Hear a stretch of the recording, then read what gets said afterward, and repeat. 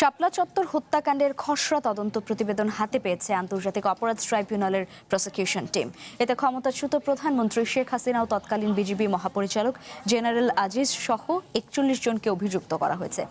দুপুরে আন্তর্জাতিক অপরাধ ট্রাইব্যুনালের ব্রিফিংয়ে চিফ প্রসিকিউটর আমিনুল ইসলাম এসব তথ্য তুলে ধরেন। বলেন, হেফাজত ইসলামের সমাবেশে পরিকল্পিতভাবে হত্যাযজ্ঞ চালায় আওয়ামী লীগ সরকার।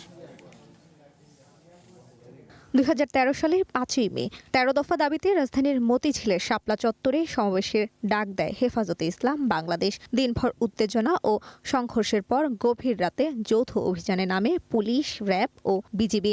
চালানো হয় হত্যাযজ্ঞ। নির্মাণে নাম্বার 1 শাহ সিমেন্ট। ২৪-এর আন্দোলনে আওয়ামী লীগ সরকারের পতনের পর অভিযানে বহু মানুষ নিহতের অভিযোগ পড়ে আন্তর্জাতিক অপরাধ ট্রাইব্যুনালে। সেই ঘটনায় তদন্ত শুরু করে ট্রাইব্যুনালের তদন্ত সংস্থা।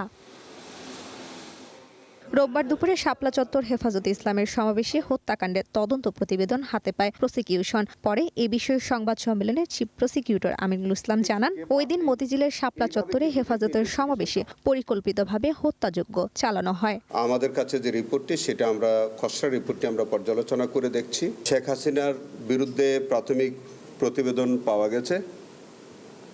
সেখানে পুলিশ প্রধান, বিজিবি প্রধান সহ এরকম কয়েকজন, আমরা মোটা দাগে বলতেই পারি যে তাদের বিরুদ্ধে একটা খসড়া রিপোর্ট এসছে। আমাদের এই হেফাজত ইসলামের মতো এই সংগঠনটিকে তখন একেবারে নিঃশেষ করে দেওয়ার জন্যে তারা নানান পরিকল্পনা গ্রহণ করলেন।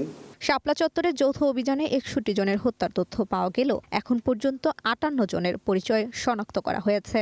৫৮ জনকে আমরা আইডেন্টিফাই ইতোমধ্যে আমরা করতে পেরেছি, আর বাকিদের আমরা আইডেন্টিফিকেশনটা আমরা সম্ভব হয়নি, কিন্তু আমাদের তালিকা হচ্ছে ৬১ জন। এদিন মামলার অগ্রগতি জানতে চিফ প্রসিকিউটরের কার্যালয়ে যান হেফাজতের শীর্ষ নেতাদের একটি দল। তদন্ত প্রতিবেদন নিয়ে সন্তুষ্ট প্রকাশ করলেও কিছু সংযোজন ও বিয়োজন রয়েছে বলে জানান সংগঠনটির নেতা মাওলানা মামুনুল হক। আমাদের যে অভিযোগ ছিল, এই খসড়া রিপোর্ট তার কাছাকাছি আছে। মামলার তদন্ত প্রতিবেদনে শেখ হাসিনা ছাড়াও সাংবাদিক মোজাম্মেল বাবু, ফারজানা রূপা ও সাবেক মন্ত্রী দীপুমণিকে অভিযুক্ত করা হয়েছে। বর্তমানে তারা কারাগারে রয়েছেন। সঞ্জিতা প্রিয়, ওয়ান নিউজ, ঢাকা।